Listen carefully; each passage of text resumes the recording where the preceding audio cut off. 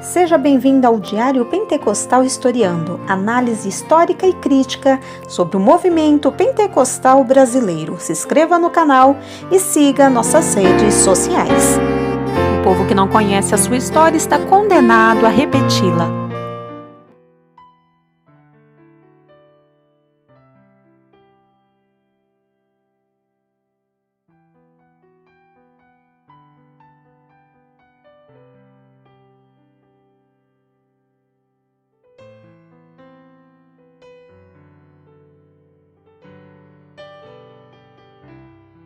No século XVI, um grupo majoritariamente composto por clérigos e leigos teve o ideal de purificar a igreja, o que lhes rendeu o título de puritanos. Acerca deste movimento, Keynes diz que os puritanos entendiam que muitos trapos do papado continuavam na igreja anglicana e queriam purificá-la de acordo com a Bíblia, aceita por eles como regra infalível de fé e prática. Por isso, receberam a alcunha de puritanos a partir de 1560. Até 1570, suas principais objeções eram dirigidas contra a permanência do ritual e das vestes na liturgia eclesiástica que lhes soavam como papistas. Eles se opunham à guarda dos dias santos, à absolvição clerical, ao sinal da cruz, à presença de padrinhos no batismo, ao ajoelhar-se na hora da ceia e ao uso do sobrepeles pelos ministros. Também deploravam a observância relaxada do domingo por parte dos anglicanos. De modo geral, reformar era para eles sinônimo de purificar a igreja dos vestígios da religiosidade romanizada. A maioria dos puritanos discordava do modelo de governo episcopal vigente na igreja anglicana. Contudo, esse assunto deu margem para duas tendências no puritanismo. De um lado, havia os que defendiam que as congregações locais fossem organizadas em federações, adotando um regime representativo de anciões e presbíteros eleitos pela comunidade dos fiéis. Thomas Cartwright, teólogo de Cambridge, foi um dos grandes expoentes na concepção eclesial presbiteriana na Inglaterra. Ele propunha uma reforma da teologia, também da eclesiologia, fundamentada no modelo que Calvino implantou na cidade de Genebra. Para Cartwright e os seus seguidores, o governo da igreja deveria estar sob o controle de um presbítero com funções estritamente espirituais.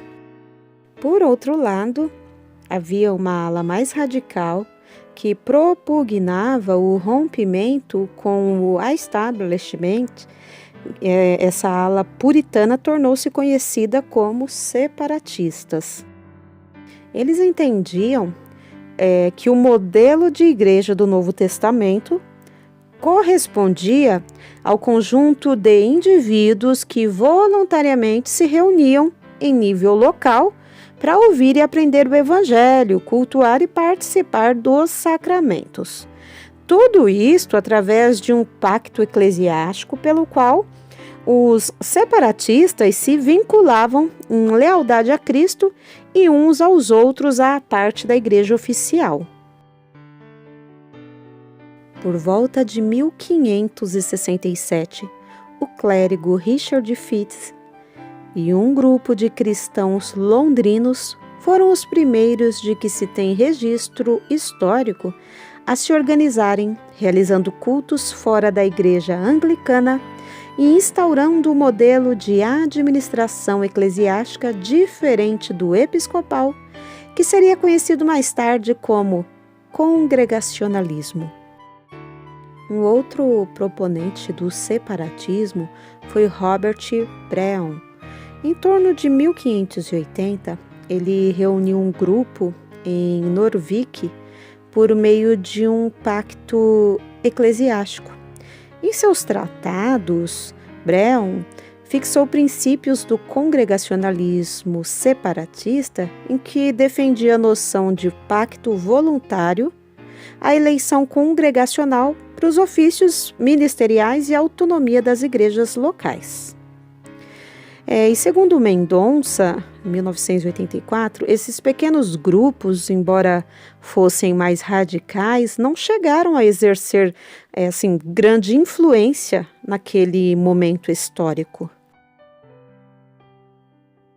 O modelo congregacional foi proposto por outros pastores e teólogos ingleses, em certo sentido, mais moderados que os separatistas.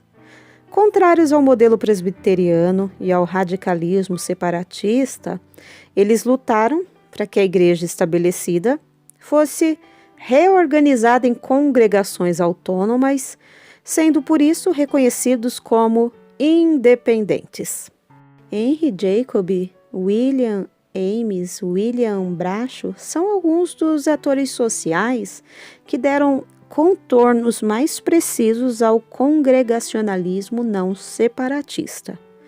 Basicamente, eles advogavam uma mudança estrutural da igreja oficial que abandonaria a administração episcopal em prol do modelo de governo local das congregações, incluindo a liberdade de escolha dos ministros por parte da comunidade de fiéis. Jacobi exerceu papel singular para a propagação da proposta eclesiástica congregacional.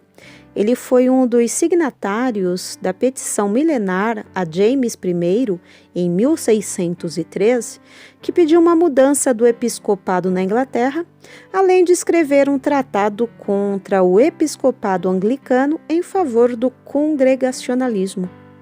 Em 1609, Jacobi viajou para a cidade holandesa de Leiden, onde esteve cooperando com o pastor congregacional separatista John Robinson e em seguida pastoreando uma igreja congregacionalista formada por ingleses em Middleburg. De volta à Inglaterra por volta de 1616, Jacobi procurou formar uma comunidade em torno dos princípios congregacionais por ele defendidos.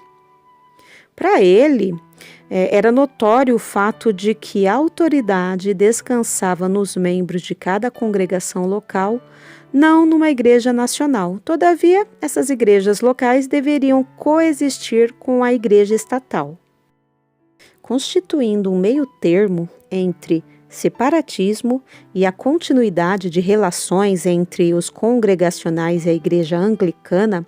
A congregação de Southwark se reunia em casas particulares, havendo ao mesmo tempo liberdade para os fiéis frequentarem e comungarem nas paróquias anglicanas, de modo que estes semi-separatistas não rejeitavam completamente a autoridade da igreja anglicana, mas acentuavam que outras congregações independentes, como a deles, com status igual à igreja dominante, poderiam coexistir fora do controle da igreja oficial do país. Cromwell instaurou uma ditadura republicana, expulsou os presbiterianos do parlamento com sua política religiosa estrita, favorecendo e fortalecendo o movimento congregacionalista. Assim, em 1658, congregacionais independentes e separatistas se reuniram para formular a Declaração de Savoy, fundada sob o alicerce da teologia reformada da Confissão de Fé de Westminster e com uma revisão em termos de eclesiologia. Em 1620, o navio Mayflower aportava em Plymouth, na Nova Inglaterra, trazendo cerca de 35 membros da congregação de Lyne. Ao estabelecerem ali, os pais peregrinos do Mayflower, Pilgrim Fathers, incorporaram princípios do movimento congregacionalista na organização da política local, assumindo através do Pacto de Mayflower o compromisso de aplicá-los no plano político e social da colônia. Na década de 1620 e 1630, o congregacionalismo exerceu tamanha influência entre os colonos norte-americanos que a maioria das comunidades puritanas adotou a política eclesiástica congregacional em detrimento do presbiterianismo e do modelo episcopal anglicano. Por volta do século XIX, as igrejas congregacionais norte-americanas afastaram-se dos fundamentos teológicos e referidos ao modelo de política eclesiástica seguida pelo movimento congregacionalista inglês. Houve uma ampla adesão de líderes congregacionais à teoria unitarista, doutrina que negava a divindade de Jesus Cristo e do Espírito Santo, e também ao universalismo, segundo a qual toda a humanidade seria salva. Além disso, houve uma onda de convergências entre congregacionais e presbiterianos, prevalecendo nessas fusões confessionais o modelo de governo presbiteriano que perdura nos Estados Unidos.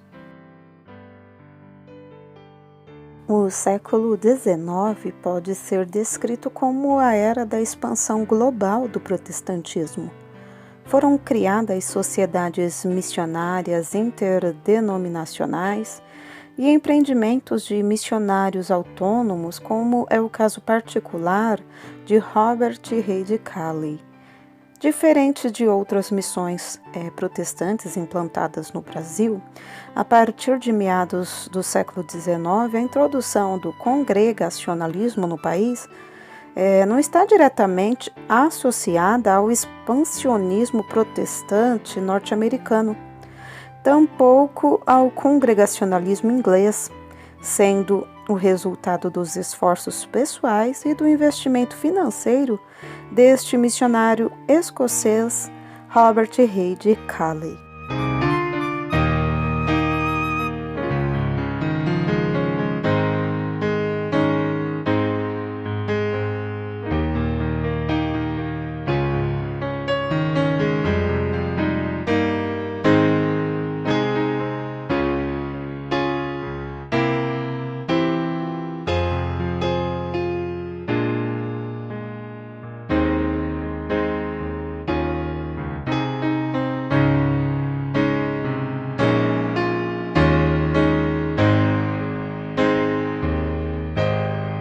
Porque nada podemos contra a verdade, senão pela verdade. Segunda carta aos Coríntios 13:8. Se você gostou do conteúdo deste vídeo, se inscreva no canal, deixe o seu joinha, compartilhe e ative o sininho para receber do YouTube as notificações dos novos vídeos.